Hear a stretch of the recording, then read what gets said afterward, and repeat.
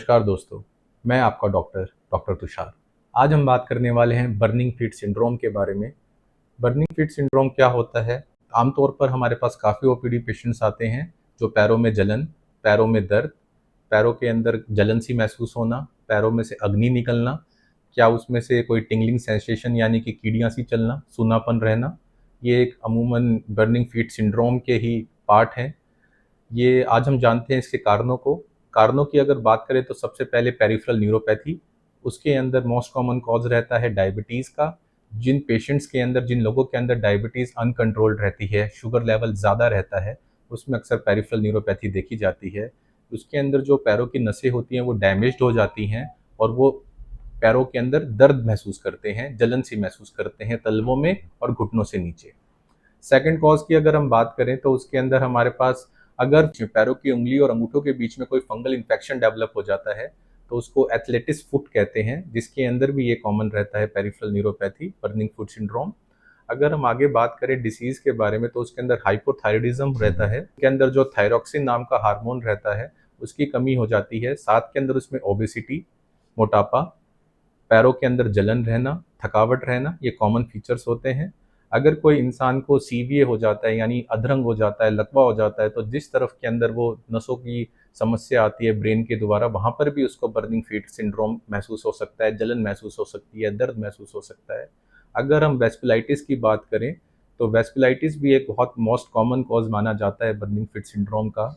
एक सिंड्रोम होता है टार्सल टनल सिंड्रोम। इस बीमारी के अंदर जो हमारी पोस्टीरियर टिबियल नर्व होती है वो डैमेज हो जाती है ड्यू टू एंकल के फ्रैक्चर के कारण, कोई स्प्रेन के कारण।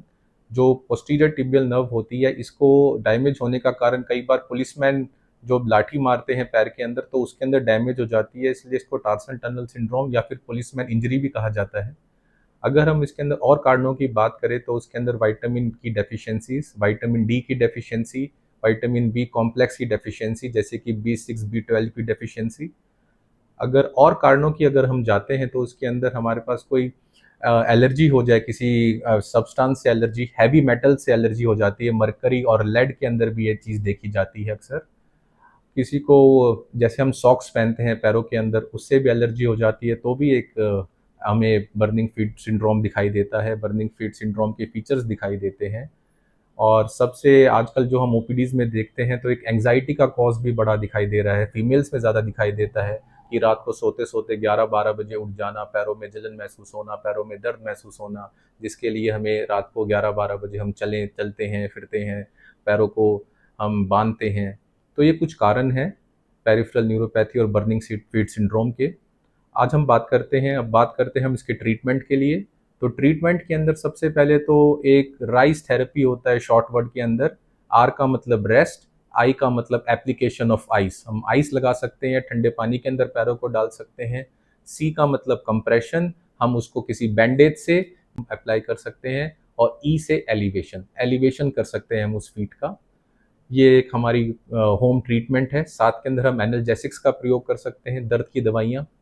साथ के अंदर अगर हमें जैसे भी जो हमारा कॉज रहता है, डायबिटीज़ रहता है या फिर अपनी बी12 डेफिशिएंसी रहती है, जो हम न्यूरोबायोन की दवाइयाँ खाते हैं, कैप्सूल खाते हैं, इंजेक्शंस लगवाते हैं, तो ये सब इन्वेस्टिगेट कर कर उसका कॉज जानकर हम अपने डॉक्टर से अपना पूरा ट्रीटमेंट ले सकते हैं।